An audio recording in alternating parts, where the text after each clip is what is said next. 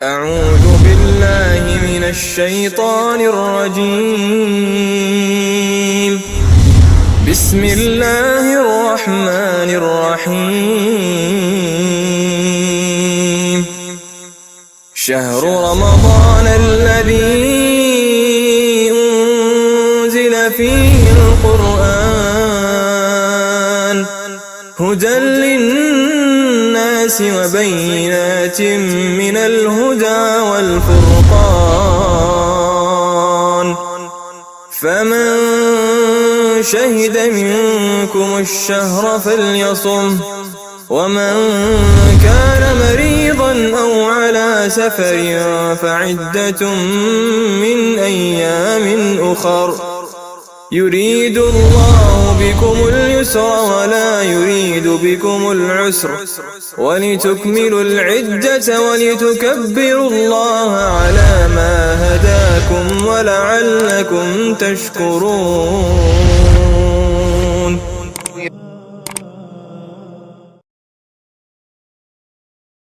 اعوذ باللہ من الشیطان الرجیم. بسم اللہ الرحمن الرحیم. الف لام میم تلک آیات الکتاب الحکیم هدى ورحمة للمحسنین الذین یقیمون الصلاة ویؤتون الزکاة وهم بالآخرة هم یوقنون أولئك على هدى من ربهم وأولئك هم المفلحون.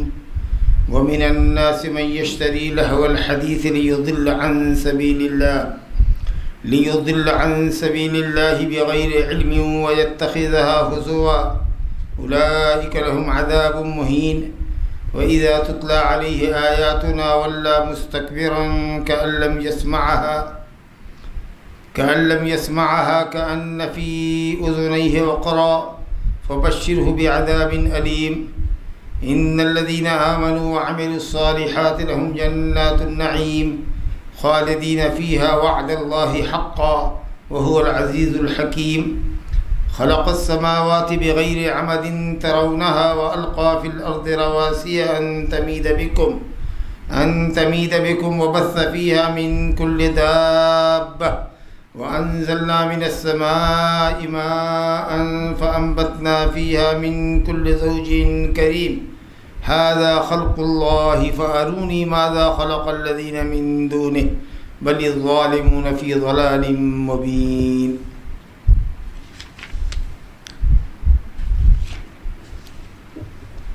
یہ سورہ لقمان مکی سورت کی ابتدائی 11 آیات تھی جو آپ کے سامنے ابھی تلاوت کی گئی ہیں. انشاءاللہ اس صورت میں 34 آیات ہیں. ہم اس بات کی کوشش کریں گے اللہ کی توفیق سے کہ اس پوری صورت کو انشاءاللہ ہم بقیہ جو 4 دروس ہمارے بچے ہیں، 3 دروس آج کو لے کر 4 ہیں، تو انشاءاللہ اس 4 درسوں میں یہ 34 آیتیں ہو جائیں گی. تو آج 11 آیتیں آپ کے سامنے پڑھی گئی ہیں. سورت کا آغاز جیسا کہ آپ نے سنا الف لام میم حروف تہجی کے 3 حروف سے شروع کی گئی ہے.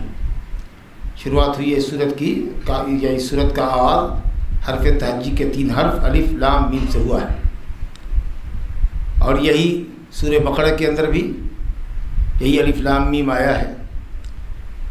حروف تہجی کے یہ جو حروف ہیں ان کو عام اصطلاح میں لوگ کہتے ہیں حروف مقطعات، جس کو الگ الگ پڑھا جاتا ہے.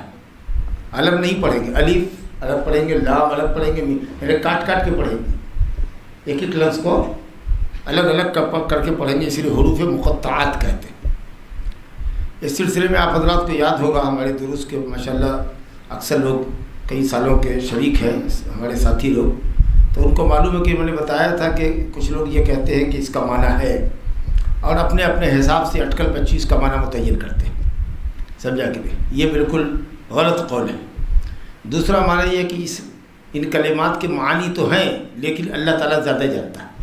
یعنی اس نے اپنے نبی کو بھی نہیں بتایا، اور جب نبی کو نہیں معلوم تو ہم لوگ کو کیا معلوم، مگر اس کا معنی ہے اور اس کے معنی اور مراد کو اللہ جانتا ہے. یہ اکثر مفسرین یہی کہتے ہیں اللہ عالم و بمرادہ، اللہ اس کے معنی اور مراد کو زیادہ سمجھتا ہے. اور بعض مفسرین یہ کہتے ہیں کہ حرف تہجی ہے الف لام میم کاف ہا یا عین صاد الف لام میم را، تو یہ سب حروف تہجی کا کوئی معنی نہیں ہوتا ہے، اور یہی قول صحیح ہے۔ علامہ مجاہد، شیخ الاسلام ابن تیمیہ اور دوسرے علماء کہتے ہیں کہ حرف تہجی کا کوئی معنی نہیں ہوتا ہے، تو ان الفاظ کے کوئی معنی ہی نہیں ہے، سمجھا؟ اب سوال یہ کہ جب کوئی معنی ہی نہیں ہے تو پھر قرآن میں ذکر کیوں کیا گیا؟ تو ہم یہ کہیں گے کہ اب اس کا مطلب اللہ جانے۔ الف لام میم کا تو کوئی معنی نہیں ہے، نہ الف کا کوئی معنی ہے، نہ لام کا کوئی معنی ہے، نہ میم کا کوئی معنی ہے۔ ان الفاظ سے مل کر کے جب کوئی لفظ بنتا ہے، ورڈ بنتا ہے یا سینٹینس بنے گا تب اس کا معنی ہوگا، سمجھا؟ الف کا کیا معنی، بے کا کوئی معنی نہیں، تے کا کوئی معنی نہیں، سمجھا نا؟ ہاں، یہ حروف تہجی کے حروف سے مل کے کوئی لفظ اگر بنتا ہے تو اس کا معنی ہوتا ہے۔ فراسن اگر بولیں گے تو گھوڑا فراسن، لیکن فا کا کیا معنی؟ کچھ نہیں۔ را کا کیا معنی؟ کچھ بھی نہیں۔ سین کا کیا معنی؟ کچھ بھی نہیں۔ لیکن جب یہ تینوں مل کر کے ایک ورڈ بنے گا تو اس کا معنی ہوگا۔ تو حروف تہجی کا کوئی معنی نہیں ہے، لیکن اس کو قرآن میں کیوں ذکر کیا اللہ تعالیٰ نے؟ اس کا جواب ہم یہ کہیں کہ یہ بہتر اللہ جانتا ہے کیوں ذکر کیا، لیکن بعض علماء نے بتایا ہے کہ اس کے ذکر کرنے کی حکمت ہے، اور وہ حکمت یہ ہے کہ جہاں جہاں قرآن مجید میں اس طرح کے الفاظ آئے ہیں سورتوں کے آغاز میں، ان سورتوں کے آغاز میں جہاں جہاں یہ حروف مقطعات آئے ہیں اس کے بعد ہی اللہ سبحانہ وتعالیٰ نے قرآن مجید کی عظمت کا بیان کیا ہے، یا قرآن مجید کے لوازم کا بیان کیا، غیبی امور کا ذکر کیا ہے جو بغیر قرآن کی آیات کے ہم سمجھ نہیں سکتے تھے، شاید یہ بتانے کے لیے کہ قرآن مجید میں جو حروف استعمال کیے گئے ہیں، حرف تہجی کے جو حروف استعمال کیے گئے یہ وہی حروف ہے جن سے تم اپنے اے عربوں اپنے کلمات کو اور جملوں کو ترتیب دیتے ہو، ترکیب دیتے ہو، اپنے ورڈ بناتے ہو، اپنے جملے بناتے ہو۔ قرآن نے عربی کے حروف تہجی جو تمہارے درمیان معروف ہیں ان میں سے کوئی ایک لفظ بھی زیادہ استعمال نہیں کیا ہے، وہ سب وہی الفاظ ہیں جو تم استعمال کرتے ہو اپنی عربی زبان کے اندر، نثر و نظم کے اندر۔ پھر کیا بات ہے کہ تم ایسی آیتیں بنا کر انہی حروف سے، حروف تہجی کے 28 حروف سے اس طرح کی ایک آیت بھی بنا نہیں سکتے؟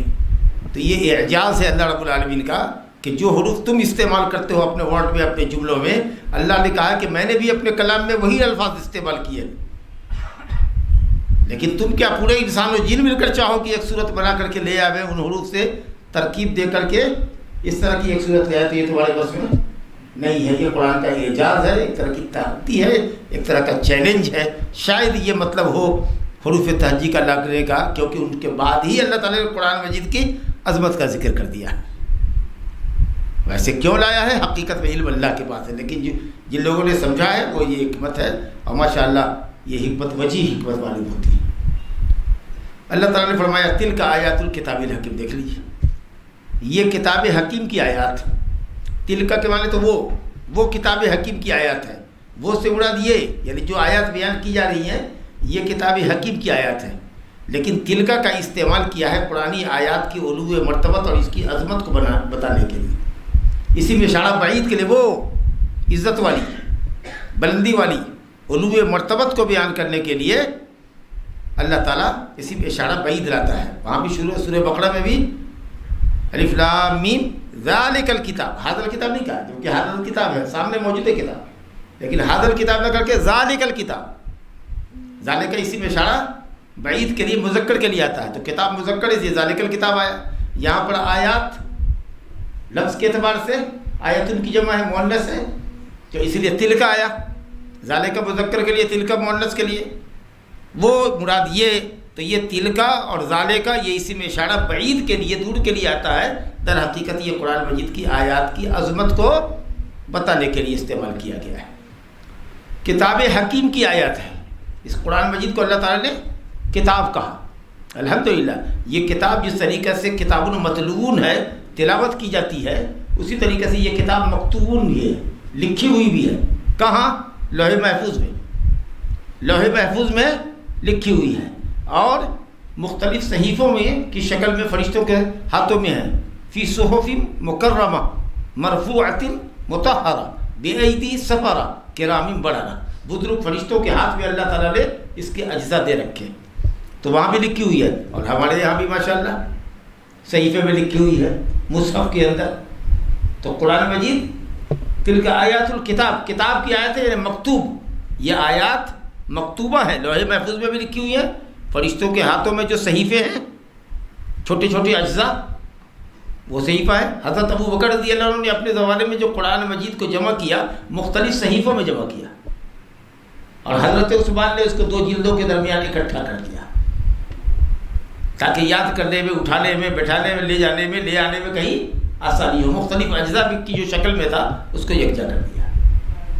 تو قرآن مجید کے نسخے پارٹ وائز مختلف پارٹس کے وہ فرشتوں کے بھی ہاتھ میں، صحف مکرمہ باعزت صحیفے، بایدی سفرہ، سافر کی جمع، فرشتوں کے ہاتھ میں جو اللہ تعالیٰ کی طرف سے سفر کرتے ہیں بندوں کے بعد، یا جہاں اللہ بھیجتا ہے ان کے بعد، بایدی سفرہ کرام بررہ، بزرگ فرشتے ہیں، نیک فرشتے ہیں ان کے ہاتھوں میں۔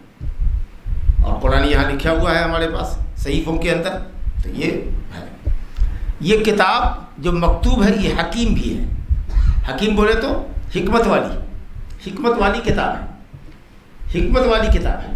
ہر خبر سچائی پر مبنی، ہر حکم عدل پر مبنی، ہر قصہ نہایت عمدگی کے ساتھ، سچائی کے ساتھ، حقیقت کے ساتھ بیان کیا گیا، اتنے سوٹیبل الفاظ، اتنے حسین انداز کے ساتھ، اور اس قدر فصاحت کے ساتھ اور بلاغت کے ساتھ کہ قرآن کو 1,00,000 مرتبہ بھی پڑھ جائیے آپ کی طبیعت کبھی نہیں تھکے گی، ہوتا ہے یہ نہیں، یہ اعجاز ہے۔ حکمت والی کتاب ہے، کتاب حکمت ہے، اور کتاب حکیم کا مطلب کتاب ذی الحکم، فیصلے والی کتاب، فیصلے والی کتاب ہے، یعنی اپنے مقدمات اور اپنے نزاعات، اپنے جھگڑوں کو قرآن پر پیش کرو، اور اس کی جو کی ہے شرح حدیث اس پر پیش کرو۔ یہ کتاب فیصل ہے، فیصلہ کرنے والی کتاب ہے۔ اور اسی طریقے سے حکیم بے معنی محکم، انتہائی پختہ کتاب ہے، محکم کتاب ہے۔ کتاب احکمت آیاتہ، ایک آیت محکم ہے، پختہ ہے، کہیں کوئی لوچ نہیں ہے، نہ زبان کے اندر، نہ بیان کے اندر، نہ صداقت کے اندر، کسی طرح سے کہیں کوئی کمزوری نہیں ہے۔ تو حکیم کا معنی حکمت والی کتاب ہے، فیصلے والی کتاب ہے، انتہائی پختہ کتاب ہے، ماشاءاللہ۔ ہدی و رحمۃ للمحسنین، یہ کتاب ہدایت ہے، کتاب رحمت ہے محسنین کے لیے۔ یہ تو سارے عالم کے لیے ہدی للمتقین قرآن نے کہا، کئی بار قرآن نے کہا ہدی للناس، ہدی للناس ہے تو سارے جہان کی ہدایت کے لیے بھیجی گئی کتاب ہے، لیکن فائدہ کون اٹھاتا ہے؟ جو متقی ہوتا ہے، جو محسنین ہوتے ہیں، نیک بندے اللہ کے ہوتے ہیں، جو قرآن کو اللہ کی کتاب سمجھ کر پورے یقین کے ساتھ اس کو پڑھتے ہیں، سمجھتے ہیں، تو ان کو ہدایت ملتی ہے۔ تو یہ کتاب ہدایت ہے، کتاب رحمت ہے۔ ہدایت کا معنی ہوتا ہے دلالت، یعنی یہ کتاب سب سے اچھے راستے کی طرف آپ کی رہنمائی کرتی ہے، ٹھیک ہے۔ اور رحمت کی کتاب ہے، یعنی عمل کی دعوت دیتی ہے کہ آپ اس سب سے سیدھے راستے کے اوپر جس کی طرف قرآن ہدایت کرتا ہے، علم دیتا ہے، اچھے بھلے راستوں کا علم دیتا ہے، ان راستوں پر جب آپ عمل کرتے ہیں نیکی کے راستے پر، تو اللہ تعالیٰ کی رحمت کیا مستحق ٹھہرتے ہیں۔ تو علماء نے یہ کہا کہ ہدی و رحمہ کا مطلب ہے کہ یہ کتاب علم ہے اور کتاب عمل ہے۔ ایسے تو سیدھا منع کر دیں گے کہ کتاب ہدایت ہے، کتاب رحمت ہے۔ ماشاءاللہ رحمت تو ہی ہے، پڑھنا رحمت ہے، جس گھر میں پڑھو گے رحمت کا نزول ہوگا، فرشتے اتریں گے، جہاں کتاب پڑھی جاتی ہے وہاں فرشتوں کا نزول ہوتا ہے، سمجھا کہ نہیں؟ تو رحمت تو ہے ہی، لیکن بعض مفسرین نے بہت اچھی توجیہ کی کہ کتاب ہدایت و رحمت ہے، یعنی کتاب علم و عمل ہے۔ یہ کتاب سب سے اچھے راستے کی طرف رہنمائی کرتی ہے، سب سے اچھا علم دیتی ہے، نفع بخش علم کی طرف رہنمائی کرتی ہے، اور پھر آپ اس نفع بخش علم پر جب اس کو سمجھتے ہیں، اس راستے پر جب آپ گامزن ہوتے ہیں، تو اللہ سبحانہ تعالیٰ کی رحمت آپ کے پاس آتی ہے، آپ اس کے مستحق ہوتے ہیں۔ مگر یہ کتاب ہدایت و رحمت ہے محسنین کے لیے۔ محسنین بولے تو وہ لوگ جو اللہ تعالیٰ کی عبادت میں احسان کرتے ہیں اور اللہ کے بندوں پر احسان کرتے ہیں۔ اللہ تعالیٰ کی عبادت میں احسان، جیسا کہ حضرت جبریل امین والی حدیث میں آیا ہے، الاحسان ان تعبد اللہ کانک تراہ فان لم تکن تراہ فانہ یراک۔ اس طریقے سے اللہ کی عبادت کرو، اس قدر حضور قلب کے ساتھ اللہ کی عبادت کرو، اس قدر خشوع و خضوع کے ساتھ اللہ کی عبادت کرو گویا تم اللہ کو دیکھ رہے ہو۔ اور اگر اتنا اونچا معیار نہیں ہو پاتا تو یہ تو سمجھو کہ اللہ دیکھ رہا ہے تم کو کہ تم کہاں کھڑے ہو۔ تو جب اللہ کو اپنی نگاہوں کے سامنے رکھو گے تو عبادت کے اندر روح پیدا ہوگا، خشوع خضوع پیدا ہوگا، دماغ خیالات کی دنیا میں بھٹکے گا نہیں، جو اصل نماز کی روح ہے۔ تو یہ ہے عبادت کہ اللہ کو اپنے سامنے رکھیں۔ یہ انسان کے اندر اخلاص پیدا کرتا ہے۔ تو اللہ کی عبادت بھی احسان کیجیے، اور احسان کیسے ہوگا شریعت کے ساتھ؟ کہ واجبات کو ادا کیجیے اور محرمات سے اجتناب کیجیے اللہ کی رضا اور خوشنودی کے لیے، اور اللہ کے بندوں کے ساتھ احسان کیجیے۔ سب سے بڑا احسان ماں باپ کا ہے، اس کے ساتھ بر اور نیکی کے ساتھ پیش آئیے، صلہ رحمی کے ساتھ اپنے رشتہ داروں کے ساتھ پیش آئیے، پڑوسیوں کے ساتھ حسن سلوک کیجیے، ہے نا؟ اس طریقے سے علی حسب المراتب لوگوں کے ساتھ، اللہ کی مخلوق کے ساتھ احسان کیجیے۔ تو جو لوگ اللہ کے حقوق ادا کرتے ہیں اور بندوں کے حقوق ادا کرتے ہیں، نہ اللہ کے حق کی ادائیگی میں کوتاہی کرتے، نہ بندوں کے ساتھ ظلم اور زیادتی کرتے، احسان کی چیز ہوتی ہے اساءت، بدسلوکی، اللہ کے دین کے ساتھ بدسلوکی، اللہ کے ساتھ بدسلوکی یعنی اس کی شریعت کی خلاف ورزی، اور اللہ کے بندوں کے ساتھ بدسلوکی یعنی ان کی حق تلفی، ان کے ساتھ زیادتی، ظلم، بدسلوکی۔ تو جو لوگ اللہ کے ساتھ، اللہ کی بندگی کے ساتھ انصاف کرتے ہیں، نہایت عمدگی کے ساتھ اللہ کی بندگی کرتے ہیں اور اللہ کے بندوں کے ساتھ احسان کرتے ہیں، حسن سلوک کرتے ہیں، ایسے لوگوں کے لیے یہ کتاب ہدایت اور رحمت ہے۔ لیکن جو مسیئین ہیں، جو اساءت کرتے ہیں، بدسلوکی کرتے ہیں شریعت کے ساتھ اور اللہ کے بندوں کے ساتھ، ان کے لیے یہ کتاب ہدایت و رحمت نہیں ہے۔ اب یہ محسنین کی صفت آگے بتائی جا رہی ہے، دیکھ لیجئے کہ محسنین وہ ہیں جو اللہ کے حقوق ادا کرتے ہیں، بندوں کے حقوق ادا کرتے ہیں، ماشاءاللہ۔ الذین یقیمون الصلاۃ ویؤتون الزکاۃ وہم بالآخرۃ هم یوقنون۔ یہ محسنین وہ لوگ ہیں جو نماز قائم کرتے ہیں۔ یہ اللہ کا سب سے بڑا حق ہے ہماری جان کے اوپر، اور جب ہم زکوٰۃ دیتے ہیں تو اللہ کے حکم سے یہ ہماری زکوٰۃ اللہ کے بندوں پر احسان ہوتی ہے۔ نماز جب ہم پڑھتے ہیں تو یہ اللہ کا سب سے بڑا حق ہماری جان پر ہے جو ہم ادا کرتے ہیں۔ اس طریقے سے ہم اللہ رب العالمین کی بندگی میں پختگی کر رہے ہیں نمازوں کے ذریعے۔ اور اقامت صلاۃ کے متعلق بار بار آیا ہے کہ کہیں پر نہیں آیا کہ نماز پڑھو، نماز ادا کرو، نماز قائم کرو بالکل سیدھے طریقے پر جیسا نماز پڑھنے کا حق ہے۔ تمام شرائط، تمام واجبات، تمام ارکان کو مکمل کرو، یہاں تک کہ سنن مستحبات کا بھی اہتمام کرو۔ دو سجدے کے درمیان دعا پڑھنا مستحب ہے، پڑھو، اطمینان سے بیٹھو، جھکتے کیوں ہو، اطمینان سے پڑھو، سمجھا کہ نہیں کمر سیدھی نہیں ہوئی، جھک گئے، خشوع خضوع واجب ہے، اعتدال، طمانینت، اطمینان کے ساتھ قیام، رکوع، سجدہ، دو سجدے کے درمیان بیٹھنا رکن نماز ہے۔ ویسے تو نماز ہی نہیں ہوگی، لیکن جو بیچ بیچ میں تسبیحات ہیں یا جو دعائیں ہیں، سمجھا، ان چیزوں کو بھی ادا کیجیے۔ کیسے دو سجدے کے درمیان بیٹھنا ہے، کیسے تحیات اول میں بیٹھنا ہے، تحیات اخیرہ میں کیسے بیٹھنا ہے، تورک ہے، سرین کے بل بیٹھنا ہے، بائیں پیر کو ادھر سے نکالنا ہے، دائیں پیر کو ایسے گاڑنا ہے۔ نماز کے طریقے معلوم کیے، جیسے چاہا بیٹھ گئے، جیسے چاہے اٹھ گئے۔ رکوع ہے تو پیچھا اور کمر بالکل سیدھی نہیں ہو رہی ہے، سمجھا کہ نہیں، ہاتھ کہاں ہونا چاہیے، کدھر ہے، سمجھا، یا نماز کے اندر داڑھی سے، کپڑے کے کسی حصے سے، موبائل سے، اس طرح کی چیزوں سے دل لگی کر رہے ہیں، کھیل رہے ہیں۔ ہاں، اللہ تعالیٰ کا خوف اپنے دل کے اندر رکھو، کہاں کھڑے ہو، کس کے سامنے کھڑے ہو۔ جب یہ احساس آئے گا نا تو اعضاء اور جوارح کے اندر بھی خوف آئے گا۔ اگر دل میں خوف ہوگا تو اعضاء اور جوارح بھی وہی حرکت کریں گے جو دل اس کو ہدایت کرے گا۔ ہم جا کے ایک رسم کی بجا آوری کر رہے ہیں، ایک خاص مخصوص طریقے پر اٹھ رہے ہیں، بیٹھ رہے ہیں، سمجھا۔ تو کہا کہ جو لوگ نماز قائم کرتے ہیں وہ ہے احسان کرنے والے بندے، اور جو زکوٰۃ دیتے ہیں۔ یہ آیت ہے مکی، یہ صورت ہے مکی۔ علماء کہتے ہیں کہ زکوٰۃ مدینے میں فرض ہوئی، تو پھر مکی صورتوں کے اندر ایسی 8 مقامات ہیں مکی صورتوں کے اندر زکوٰۃ کا ذکر آیا۔ تو اس کے 2 جواب ہیں۔ زکوٰۃ لے لو صدقے کے معنی میں، اور یہ صدقہ، خیرات، جود، سخا، یہ ایسی چیز تھی جو جاہلیت عرب کے اندر بھی بڑی مشہور تھی۔ جود و سخا کے تو پیکر ہی تھے، حاتم طائی کی سخاوت کون نہیں جانتا۔ حکیم بن حزام مسلمان ہوئے تو انہوں نے کہا یا رسول اللہ میں جاہلیت میں بہت غلام آزاد کرتا تھا، بڑے صدقے کرتا تھا، بڑی خیرات کیا کرتا تھا، کیا ہم کو ثواب ملے گا؟ آپ نے کہا ہاں، اسلمت علی ما اسلفت من خیر، تم اپنی خیر کی اسی صفت پر مسلمان ہوئے ہو جو صفت تمہارے اندر پہلے تھی۔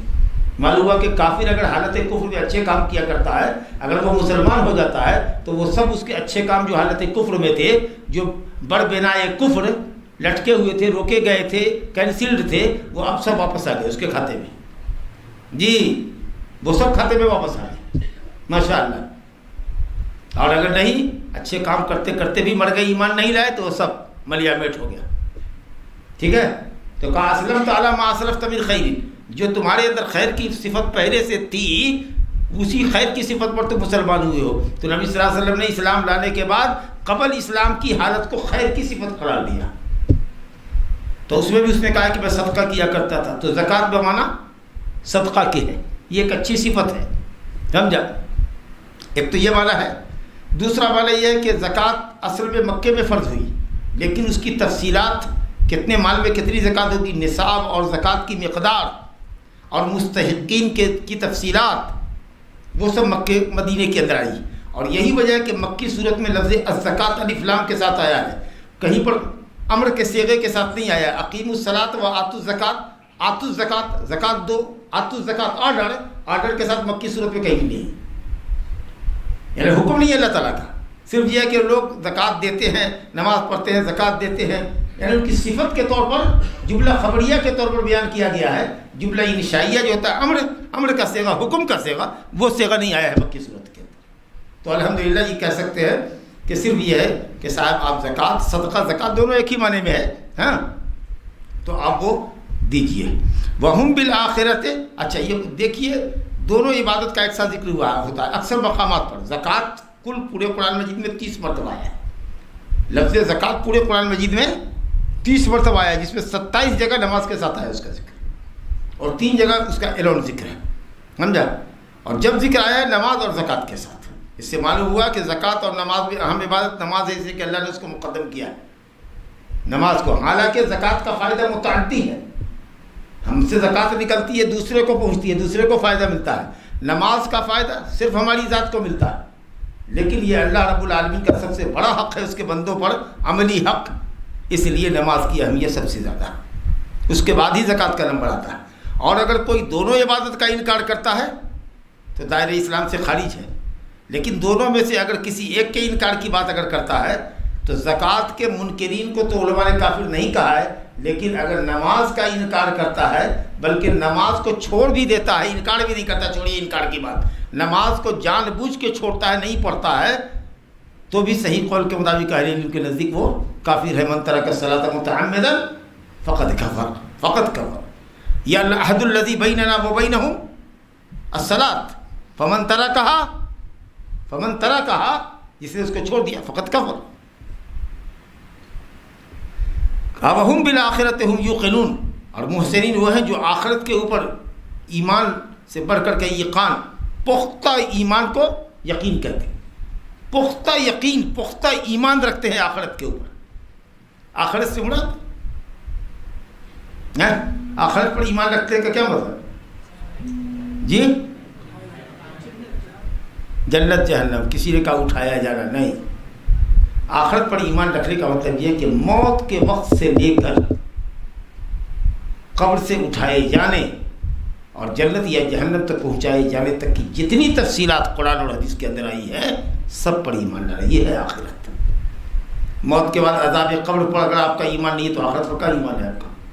اٹھائے جائیں گے، میدان محشر میں جمع کیے جائیں گے، وزن اعمال ہوگا، جی حوض کوثر سے سیرابی ہوگی یا محرومی ہوگی نعوذ باللہ، اس کے بعد پل صراط سے گزارے جائیں گے، صحیفہ اڑایا جائے گا، کسی کے دائیں ہاتھ میں آئے گا، کسی کے بائیں ہاتھ میں آئے گا، یہ ساری جو تفصیلات آئی ہیں وہ سب ایمان بالآخرت کے اجزاء ہے، ارکان ہیں۔ اسی میں نے یہ سوال کیا کہ آخرت پر ایمان لانے کا مطلب لوگ کہیں گے کہ قیامت کے دن اٹھائے جانے پر ایمان، کہے گا مرنے کے بعد سے لے کر ایمان بالیوم الآخر جب ہم کہتے ہیں کہ ایمان بالیوم الآخر، آخرت پر ایمان لاؤ، تو اس کا مطلب ہے کہ موت کے بعد سے لے کر کے اٹھائے جانے تک میدان محشر میں، اور اس کے بعد سے لے کر کے تمام تفصیلات جو حدیث میں آئی ہے، جنتی کے جنت تک پہنچائے جانے اور جہنمی کے جہنم میں جانے تک، اور جنت کی جو نعمتوں کی تفصیلات آئی ہیں اور جہنمیوں کی اور جہنم کی جو تفصیلات اور اس کی ہولناکی کا بیان آیا ہے، ان تمام باتوں پر ایمان لانے کے مجموعے کا نام ایمان بالآخرت ہے۔ وبالآخرۃ ہم یوقنون، ایسے لوگ اللہ کہتا ہے اولئک علی ھدی من ربہم، اپنے رب تعالیٰ کی طرف سے ہدایت کے اوپر ہے، یعنی اوپر ہونے کا مطلب علو شان بتا رہا ہے، جیسے اللہ تعالیٰ عرش کے اوپر ہے، عرش کا محتاج نہیں ہے، عرش کے اوپر ہے، تو گویا ہدایت نیچے ہے، ہدایت کے وہ اوپر ہے۔ اللہ اکبر، یہ عظمت کے لیے ہے، علی ھدی من ربہم، سمجھا کہ نہیں؟ ہدایت کے اوپر ہے، یعنی مکمل ہدایت پر، عظمت شان کو بتاتا ہے۔ یہ اعلیٰ جو ہے علو پر دلالت کرتا ہے، اس لیے الرحمن علی العرش استویٰ، الرحمن عرش کے اعلیٰ، علی العرش، فوق العرش، عرش کے اوپر ہے، اسی طریقے سے آپ ہدایت کے اوپر۔ وَأُولَئِكَ هُمُ الْمُفْلِحُونَ، اور یہی لوگ کامیاب ہیں۔ فلاح کس کو کہتے ہیں؟ نہ فلاح کا معنی بتائیے، فلاح یہ تو سب جانتا ہے، فلاح معنی کامیابی، کیسی کامیابی ہے؟ نہیں،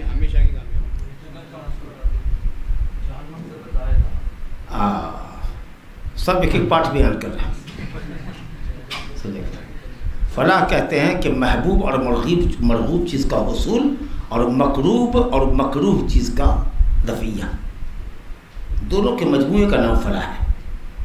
اولئک ھم المفلحون، یہی لوگ فلاح یاب ہے، یعنی یہی وہ لوگ ہیں جن کو ہر خیر حاصل ہوگا اور ہر شر سے بچائے جائیں گے، اس کا نام فلاح ہے۔ تو فلاح کہیے مقصود اور مطلوب کا حصول، جو آپ کا مطلوب ہے، جو مقصود ہے، جو آپ کا مرغوب ہے، وہ آپ کو حاصل ہو جائے، اور جس چیز سے آپ کو کڑاہٹ ہے، پریشانی ہے، جو چیز شر کی ہے، اس سے آپ بچا لیے جائیں، اسی کا نام فوز و فلاح ہے۔ فمن زحزح عن النار وادخل الجنۃ فقد فاز، جہنم سے بچا لیے گئے اور جنت میں داخل کر دیے گئے تو کامیاب ہوئے، فائز المرام ہوئے، سمجھا؟ تو فلاح دونوں چیز کے حصول کا نام ہے، خیر کے حصول کا اور شر کے دفعے کے مجموعے کا نام ہے فلاح۔ تو جو لوگ جن کی یہ صفت ہے کہ وہ محسنین ہیں، اللہ کی عبادت میں احسان کرتے ہیں، پختہ عبادت کرتے ہیں، سنت کے مطابق کرتے ہیں، اور اللہ کے بندوں پر احسان کرتے ہیں، نماز ٹھیک ٹھیک وقت پہ قائم کرتے ہیں، سنت کے مطابق پڑھتے ہیں، اپنی مال کی زکوٰۃ دیتے ہیں یا صدقہ و خیرات کرتے ہیں، آخرت پر ان کا پختہ یقین ہے، موت کے بعد سے لے کر کے جنت اور جہنم تک کی جملہ تفصیلات پر ان کا یہ ایمان اور یقین ہے، ایسے لوگ مکمل ہدایت یافتہ ہیں، اور ایسے ہی لوگ فلاح یاب ہیں، یعنی یہ فائز المرام ہے، ان کا ہر نیک مقصد اللہ پورا کرے گا، اور ان کو ہر شر سے اور ہر پریشانی سے اللہ ان کو محفوظ رکھے گا۔ یہ آیت کا معنی اور مفہوم ہوا، 5 آیت ہوئی ہے۔ آگے دیکھیے، وَمِنَ النَّاسِ مَن يَشْتَرِي لَهْوَ الْحَدِيثِ لِيُضِلَّ عَن سَبِيلِ اللَّهِ بِغَيْرِ عِلْمٍ۔ تفسیری روایات ہے کہ مکے میں نضر بن حارث نام کا آدمی تھا، اس کے تعلق سے آیا ہے کہ بدماش جا کر کے ملک شام میں جاتا تھا تجارت کرنے کے لیے، تو وہاں سے قصہ کتاب کی کہانی، رستم، اسفندیار، سمجھا کہ نہیں، اور اس طرح کے قصے کہانیوں کی کتابیں لے کر آتا تھا، اور وہ لوگوں سے کہتا تھا کہ ارے محمد سے کیوں سنتے ہو، عاد و سمود کے واقعات تو ہی سناتے ہیں، آؤ نا مجھ سے رستم اور اسفندیار کے واقعات سنو، مجھ سے لیلا مجنون کی کہانی سنو نا، آؤ میں بھی تم کو شیریں فرحات سناتا ہوں، مثال دے رہا ہوں، سمجھا؟ تو اس طریقے سے لوگوں کو اللہ کی آیتوں سے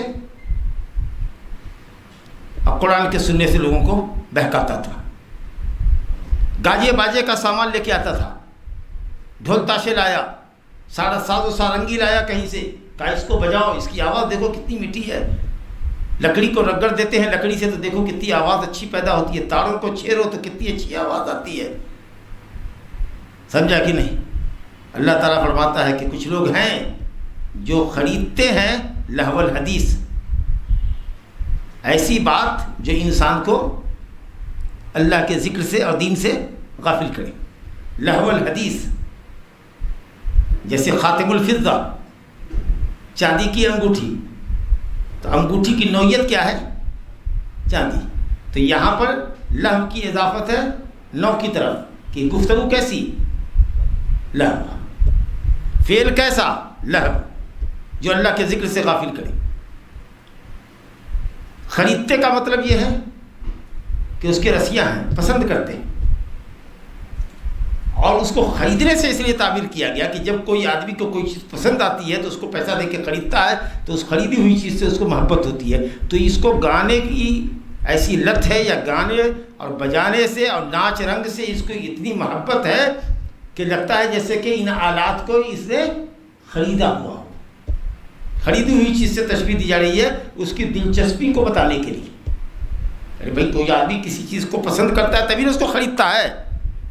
تو گانے سے اس کو اتنا شوق ہے گویا کہ اس نے ان چیزوں کو خرید رکھا ہے. اور یہ آدمی کو یہ گفتگو اللہ کے ذکر سے غافل کرتی ہے. مقصد اس کا کیا ہے؟ لیضل عن سبیل اللہ بغیر علم. جہالت کی بنیاد پر یہ مردود جاہل چاہتا ہے کہ لوگوں کو اللہ کے راستے سے گمراہ کرے. خود تو گمراہ ہے ہی، دوسروں کو بھی گمراہ کرے. اس لیے قصے کہانی سناتا ہے، گانے سناتا ہے، باجے بجاتا ہے، اور لوگوں کو اللہ کے ذکر سے. تو لہو الحدیث سے مراد گانا. حضرت ابن عباس، حضرت عبداللہ بن مسعود کہتے تھے، قسم کھا کے کہتے تھے کہ واللہ الذی لا الہ الا ہو.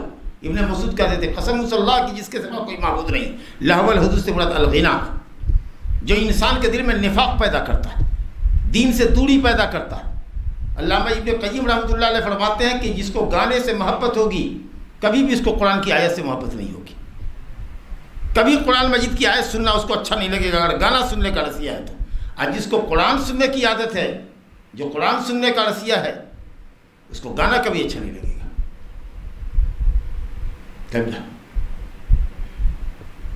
کہاوت ہے الغنا برید الزنا. الغنا برید الزنا. یہ گانا، اچھی آواز، لچکدار آواز، یہ ڈاکیہ ہے بدکاری کا. جی گانا سنتے ہیں، میوزک سنتے ہیں، آواز پھرکنے والی آواز ہوتی ہے اس انداز کی، اس سے آدمی کے اندر بدکاری کا جوش پیدا ہوتا ہے، جذبہ پیدا ہوتے ہیں نا. ایسے کچھ گانے ہوتے ہیں کہ نہیں ہوتے؟ بولیے نا. ایسی کچھ میوزک ہوتی ہے کہ نہیں جو آدمی کے نفس کو برانگیختہ کرتی ہو؟ تو یہی ہے لہو الحدیث. تو یہ گانا اگر اس کے اندر ساز، سارنگی، موسیقی لگا ہوا ہے، حرام ہے. امت کے علماء کے نزدیک حرام ہے.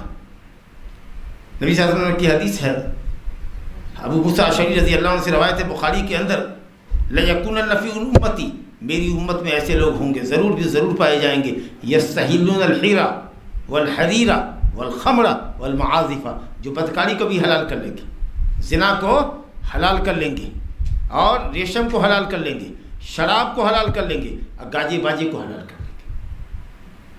تو اگر گانے کے ساتھ موسیقی لگی ہوئی ہے حرام ہے. اگر گانے کے ساتھ موسیقی نہیں ہے، چلیے ایسے ہی گانا ہے، تو اگر ایسے ہی گانا ہے اور اس گانے میں شرکیہ کلمات ہیں، غلوب آمیز اشعار ہیں، بندے کو اللہ رب العالمین کے مقام پہ اتار دیا گیا ہے، نبی صلی اللہ علیہ وسلم کو سے فریاد رسی کی گئی ہے، نبی صلی اللہ علیہ وسلم کو مشکل کشا مانا گیا ہے. سمجھا؟ یا اکرم الخلق مالی من ازور بہی، یا اکرم الخلق مالی من الوذ بہی سوا کا عند حدوث الحادث العامی. ہم آپ کا دامن نہ پکڑے تو کس کا پکڑے؟ آپ کے سوا کون ہے جو ہم کو مصیبت سے بچا دے؟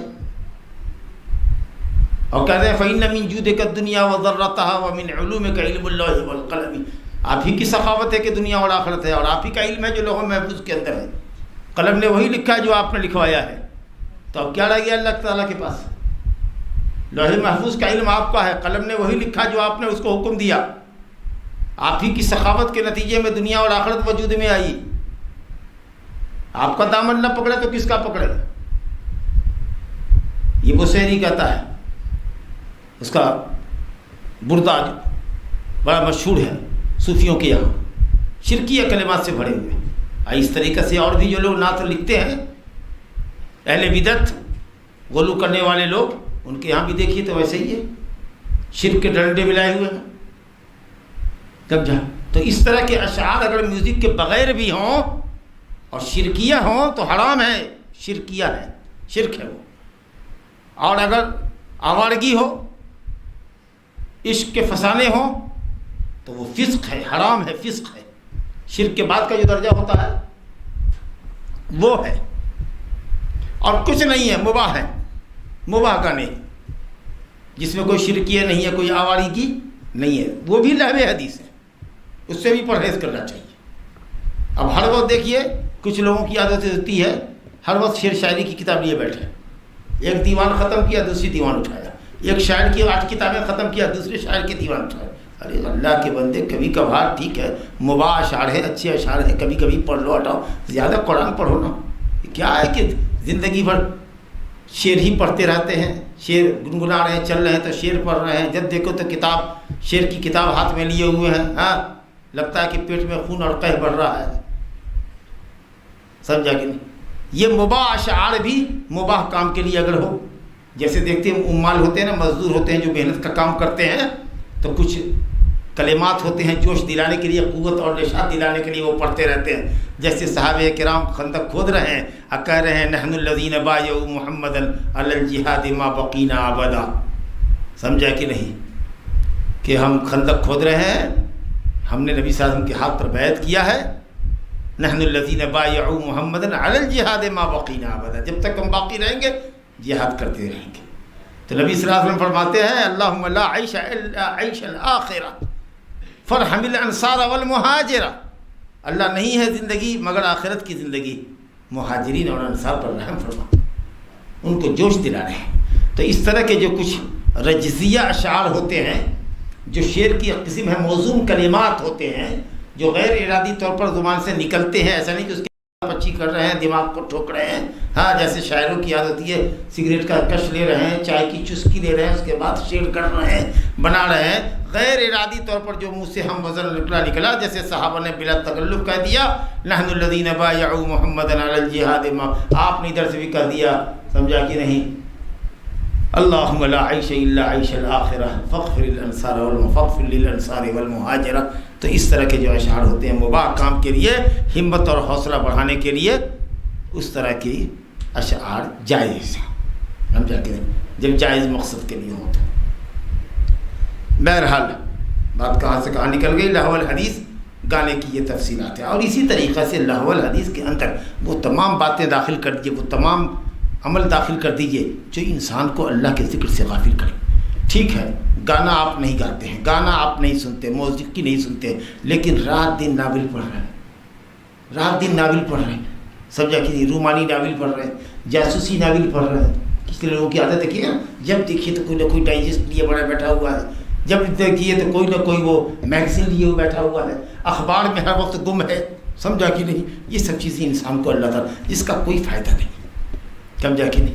ہاں، اسی طریقے سے وہ کھیل جس کا کوئی فائدہ نہ ہو، جس میں قوت نہ آئے، نشاط نہ آئے، رغبت نہ آئے. سمجھا کہ نہیں؟ بیٹھے بیٹھے تاش کھیل لیں، کیا فائدہ ہوگا؟ بیٹھے بیٹھے کیرم بورڈ کھیل لیں، نہ اس میں قوت آئے گی، نہ رگوں پٹھوں میں طاقت آئے گی، وقت کا ضیاع ہے. اگر کوئی کہے کہ ہاں فٹ بال کھیلیں، کرکٹ کھیلیں، اس میں بھاگ دوڑ کرتے ہیں، تو ہم کہیں گے کہ ہاں جائز ہے. اصل ہے کہ جائز ہے، لیکن شرط یہ کہ نماز کے وقت میں چھوڑ دینا پڑے گا، نماز وقت پہ پڑھنا پڑے گا. اگر نماز چھوڑ دیا تم نے تو کھیل حرام ہو گیا، پھر وہ لہو حدیث میں آ گیا. لہو حدیث میں نہیں، لہو الفعل میں. لہو الفعل میں وہ کام جو اللہ کے ذکر سے آپ کو غافل کر دے. حتیٰ کہ اگر آپ تاجر ہیں اور آپ کی تجارت آپ کو نماز سے غافل کرتی ہے تو وہ تجارت اس وقت آپ کے لیے حرام ہوئی. حلال چیز ہے، لیکن آپ اس میں مشغول ہو کر کے آپ نے نماز کو چھوڑ دیا تو وہی آپ کے لیے لہو الفعل ہوا، وہ کام جو مباح ہو کر کے آپ کو آپ کے واجب کام سے غافل کر گیا. سمجھا کہ نہیں؟ تو ہر وہ بات اور ہر وہ کام جو انسان کو اللہ کے ذکر سے، اللہ کی عبادت سے، اس کے واجبات کی ادائیگی سے غافل کرتا ہے، وہ سب لہو الحدیث یا لہو الفعل کے اندر داخل ہے. بہرحال تو کچھ لوگ ایسے تھے جو لہو الحدیث، ایسی باتیں جو آدمی کو دین سے غافل کرے.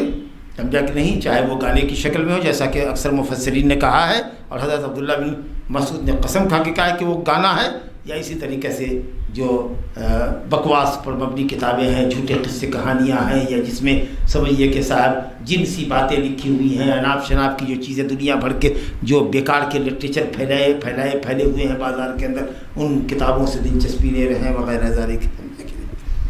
یہ سب چیزیں اللہ کے یاد سے، اللہ کے راستے سے آدمی کو بھٹکاتی ہیں۔ وَيَتَّخِذَهَا هُزُوًا، تو جو لوگ اس طرح کی چیزوں کو کہ رسیاں ہیں، دیوانے ہیں، اور اللہ کی آیتوں کا مذاق اڑاتے ہیں، قرآن سننے میں دلچسپی نہیں ہے ان کو، سمجھا؟ اولئک لہم عذاب مہین، ان کے لیے ذلت اور رسوا کن عذاب ہے۔ اب دیکھیے جو لوگ گانے کے رسیاں ہوں گے ان کو قرآن میں کیا دلچسپی ہوگی؟ اسی اللہ تعالیٰ آگے کہا وَإِذَا تُتْلَىٰ عَلَيْهِ آیَاتُنَا، اور جب ایسے آدمی کے اوپر ہماری آیت کی تلاوت کی جاتی ہے، چاہے نبی نے تلاوت کیا ہو، کہ صحابہ کرام نے کیا ہو، کہ تابعین نے کیا ہو، یا ایسے گانے کے رسیہ کو روک کر کے گاجا بجانے والے کو، گانا سننے والے کو کہیے گا کہ سنو قرآن سنو، یہ کیسٹ لے لو، یہ کیسٹ، یہ چپس لو، اس کے اندر ڈال کر کے موبائل کے اندر کان میں لگا کر کے قرآن سن، ہاں صاحب دے دیجیے، دے دے گا اس کو، اس کے بعد رکھ لے گا، پھر وہ اپنا آگے چل کر کے اس کو ہٹا کر سائڈ کر دے گا، پھر گانے والی چیز ڈال دے گا، پھر وہ سنتا رہے گا، سمجھا کہ نہیں؟ ہاں،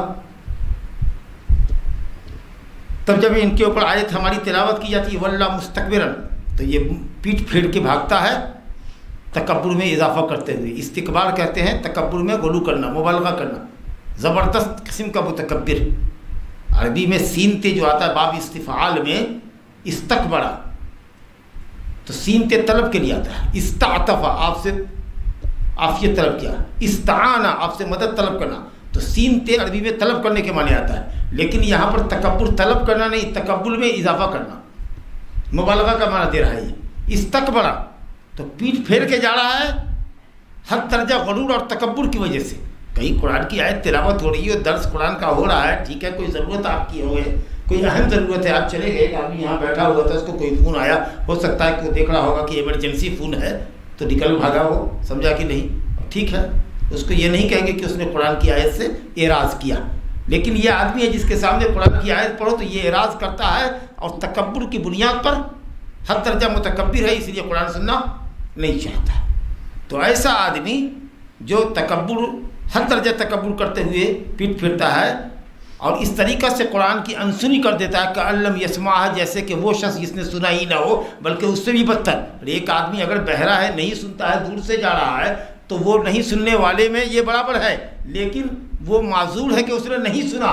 تم بدماش ہو کہ تم سن کر کے بھی انسنی کرتے ہو اور پیٹ پھیرتے ہو کہ اس کو کیا سننا، اس کلام کو کیا سننا، تو یہ تو ہٹ درمی ہے تمہاری۔ ایک آدمی نہیں سن رہا ہے کہ علم یسمع، جیسے وہ جس نے سنا نہیں، تو نہ سننے میں تو تم اور متکبر اور نہ سننے والا دونوں برابر ہوا، لیکن جو ایکشن ہوا وہ نہیں سن رہا ہے، اس لیے نہیں سن رہا ہے، تم تو سن بھی رہے تھے اور تم نے کبر اور غرور کا مظاہرہ کرتے ہوئے قرآن کو کوئی بھاؤ نہیں دیا، کیونکہ تم تو گانے کو بھاؤ دیتے ہو، گانے پر فدا ہو، تو تم کو قرآن کیسے اچھا لگے گا؟ کان فی اذنیہ وقرا، گویا کہ اس کے کان میں ڈانٹ ڈال دیے گئے، کوئی ایسی چیز ڈال دی گئی ہے جو آواز کو کان تک، سماعت تک پہنچنے نہیں دیتی ہے، اس طرح سے ہو گئے ہو۔ اللہ کہتا ہے وبشرہ بعذاب علیم، ایسے لوگوں کو، اس شخص کو جو اس طرح کا تماشا کرتا ہے، نضر بن حارث ہو یا کوئی اور دوسرا بندہ، اس کو عذاب علیم کی دردناک عذاب کی بشارت دے دیجیے۔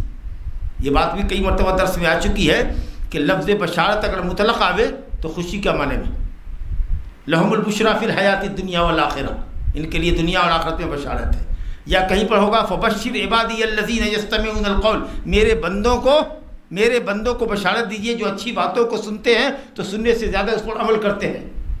تو یہاں بھی سمجھ میں آیا فبشر الذین آمنوا وعملوا الصالحات ان لهم جنات تجری، میرے بندوں کو، ایمان والوں کو بشارت دیجئے کہ ان کے لیے جنت ہے۔ تو یہاں پر تو سیدھا بشارت خوشخبری کے معنی میں ہے جی، لیکن یہاں پر کہ دردناک عذاب کی بشارت دے دیجئے، یہاں پر عذاب علیم کی قید کے ساتھ بشارت آئی ہے۔ تو یہ بات پہلے بھی آئی ہے کہ کچھ لوگوں نے، علماء نے کہا کہ یہ سخریہ اور مذاق اور استہزاء کے طور پر ہے، کا جو قرآن کی آیت کا یہاں استہزاء کر رہے ہیں، ان کے ساتھ اللہ یہ استہزاء کر رہا ہے کہ ان کو عذاب علیم کی دردناک عذاب کی بشارت دے دیجیے۔ تو یہ سخریہ کے طور پر ہے، استہزاء کے طور پر ہے ان کافروں کا یا قرآن سے اعراض کرنے والوں کا۔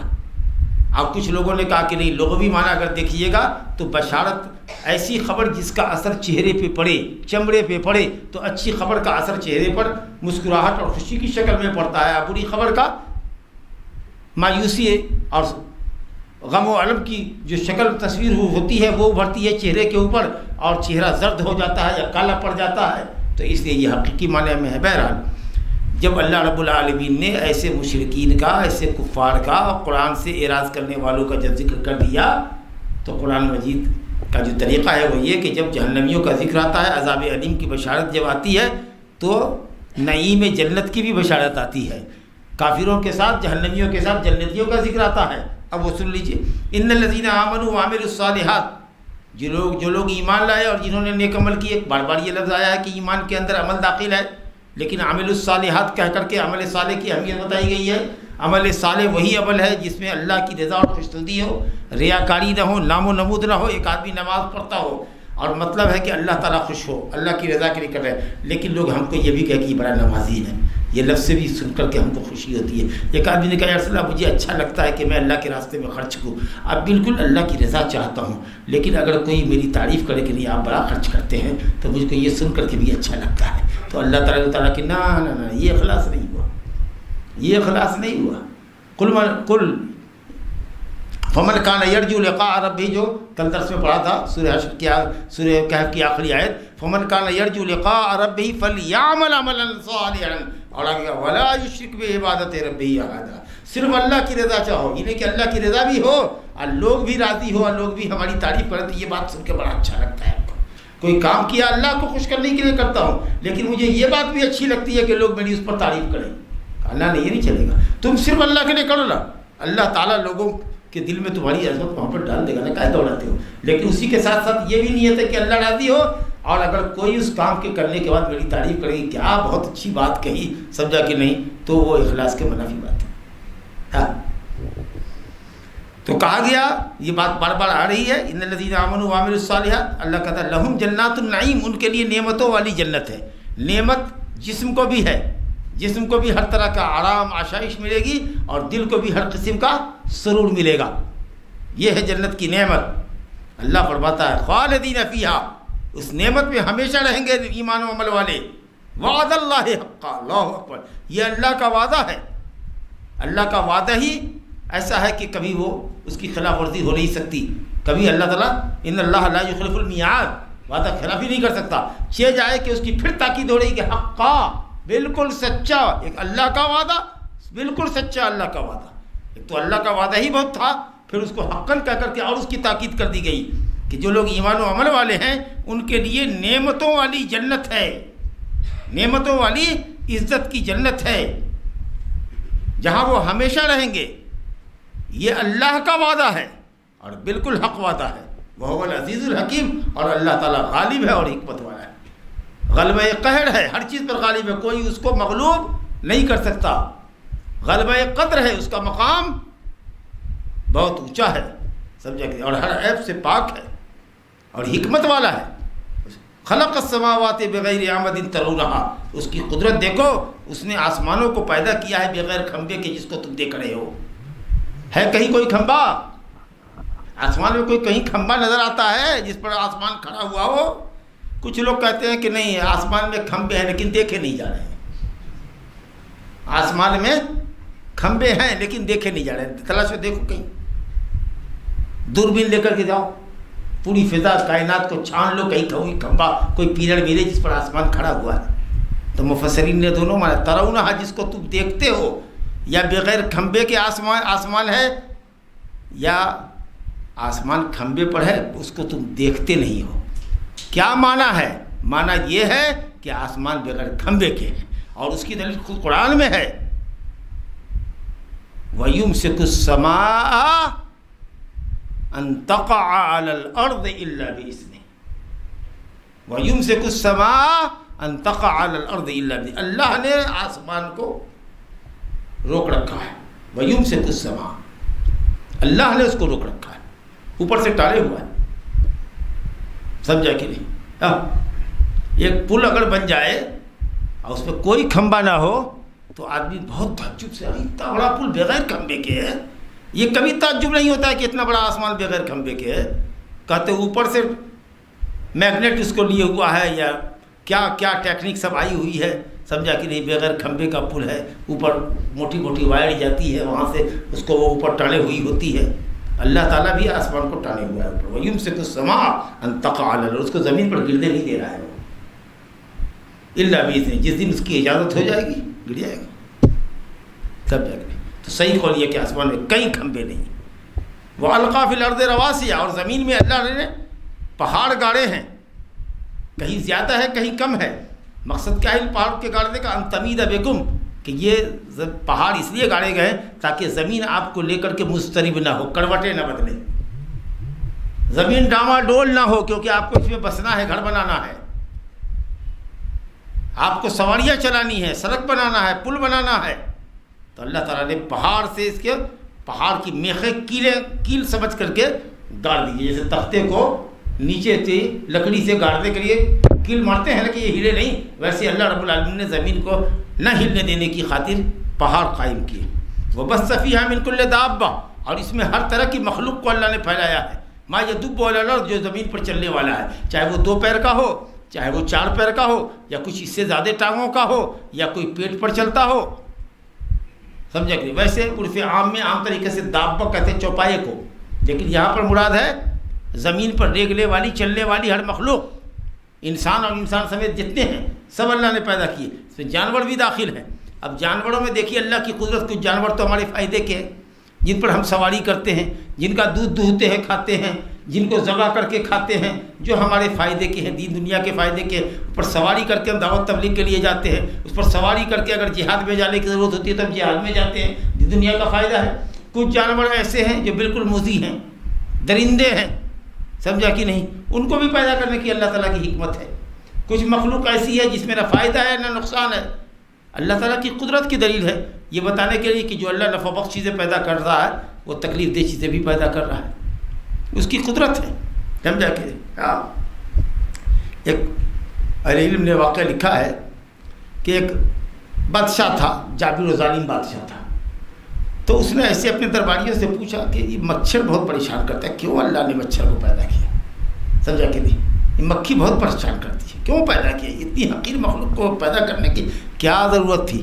تو وہی ایک دانا بینا آدمی بیٹھا ہوا تھا، اس نے کہا تھا کہ جابروں اور ظالموں کو ذلیل کرنے کے لیے اللہ تعالیٰ نے پیدا کیا، کہ جو یہ سمجھتے ہیں کہ ہم سب سے بڑے 30 مار خواہ ہیں، سمجھا کہ نہیں، اور چاہتے ہیں کہ پورا ملک میری مٹھی میں ہے.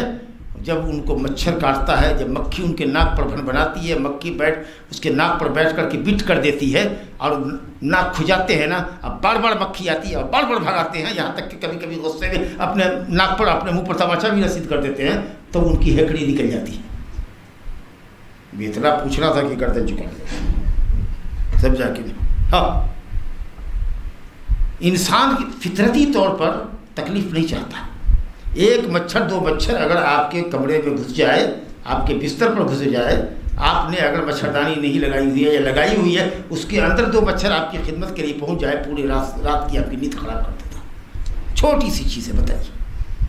یہ بتانے کے لیے کہ ایک مچھر کی تکلیف برداشت نہیں کر سکتے ہو، آخرت کی تکلیف کیسے برداشت کرو گے؟ جہنم کی تکلیف کیسے برداشت کرو گے؟ موذی جانوروں کو پیدا کر دیا ہے اللہ تعالیٰ نے تاکہ ان کی ایذا سے بچنے کے لیے اللہ کی پناہ چاہو. دعا پڑھو صبح شام، بستر پر جاؤ تو آیت الکرسی پڑھو، محفوظ رہو گے، سانپ بچھو سے محفوظ رہو گے، اللہ تعالیٰ کا فرشتہ حفاظت کرے گا. اتنا بڑا اونٹ دیکھیے، اللہ کی قدرت دیکھیے، اتنا بڑا اونٹ والے کا بچہ، چھوٹا بچہ 8 سال کا، اس کے ڈوڑ کو پکڑ کے، اس کی لگام کو پکڑ کے ادھر سے ادھر گھماتا رہتا ہے. اونٹ والے کا بچہ، شتروانوں کا بچہ دیکھیے گا وہ دوڑاتا رہتا ہے، لیکن ایک بچھو اتنا چھوٹا سا ہو تو وہ آدمی کی جان لے لیتا ہے. سوچیے، اتنی بڑی مخلوق دیکھ لیجیے کتنی بڑی موذی ہے، اتنا بڑا جانور دیکھیے. سمجھا؟ تو اللہ کی حکمت ہے، ہر چیز میں اس کی حکمت ہے. سمجھا کہ نہیں؟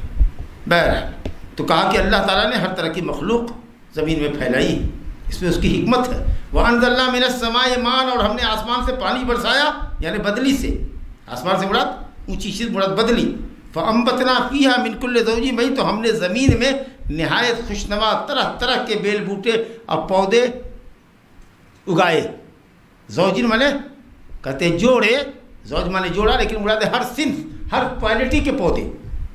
دھان ہے اور دھان کی کتنی قسمیں ہیں، اور گیہوں ہے اور باجرہ ہے اور مکہ ہے، مکئی ہے، اور چنا ہے، اور مسور ہے، اور ارہر ہے، سمجھا کہ نہیں. اس کے بعد پھل اور باغات میں آموں کی کئی کوالٹی ہے، کئی قسمیں ہیں، کئی فروٹ ہیں. یہ ساری کچھ چیزیں اللہ رب العالمین انتہائی عمدہ پیدا کرتا ہے. کریم جو دیکھنے میں انتہائی حسین اور جمیل ہیں. یہ سب چیزیں ہیں. 5 چیزوں کا ذکر ہوا ہے بھائی. آسمان کو اللہ نے بغیر کھمبے کے پیدا کیا. زمین میں اللہ تعالیٰ نے پہاڑ گاڑا. ہر طرح کی مخلوق کو اللہ تعالیٰ نے پھیلایا ہے زمین میں.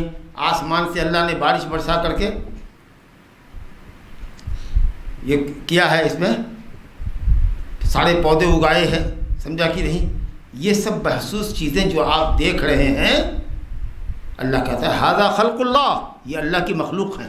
یہ سب اللہ نے پیدا کیا ہے. تم جن کی اللہ کے سوا بندگی کرتے ہو، بتاؤ اس نے کیا پیدا کیا؟ دکھاؤ. جب تم کہتے ہو کہ اللہ کے سوا نبیوں نے، ولیوں نے مل کر کے بھی، سارے نبی سارے ولی مل بھی جائے تو ایک مکھی مچھر پیدا نہیں کر سکتے، ایک چونٹی پیدا نہیں کر سکتے. جب اللہ کے سوا کوئی خالق نہیں ہے، ایک چونٹی نہیں پیدا کر سکتا ہے، بڑی مخلوقات کو تو چھوڑو، ایک چونٹی نہیں پیدا کر سکتا ہے، تو یہ بزرگان دین، یہ انبیاء کرام، یہ اولیاء کرام تمہاری عبادت کے مستحق کب ٹھہرے؟ کیوں ٹھہرے؟ کیوں ان کی تم نے عبادت کی ہے؟ کیوں کرتے ہو؟ اگر کوئی خالق ہے تو اس کی عبادت کرو، اور خالق تو صرف اللہ ہے. بل الظالمون فی ضلال مبین، بلکہ حقیقت یہ ہے کہ ظالم مشرک کھلی ہوئی گمراہی کے اندر. اللہ رب العالمین توحید کے اوپر ہم سب کو گامزن رکھے، اور جو باتیں بتائی گئی ہیں غور و فکر کے لیے، ان باتوں میں غور و فکر کرنے کی اللہ تعالیٰ ہم سب کو صلاحیت اور توفیق عطا کرے.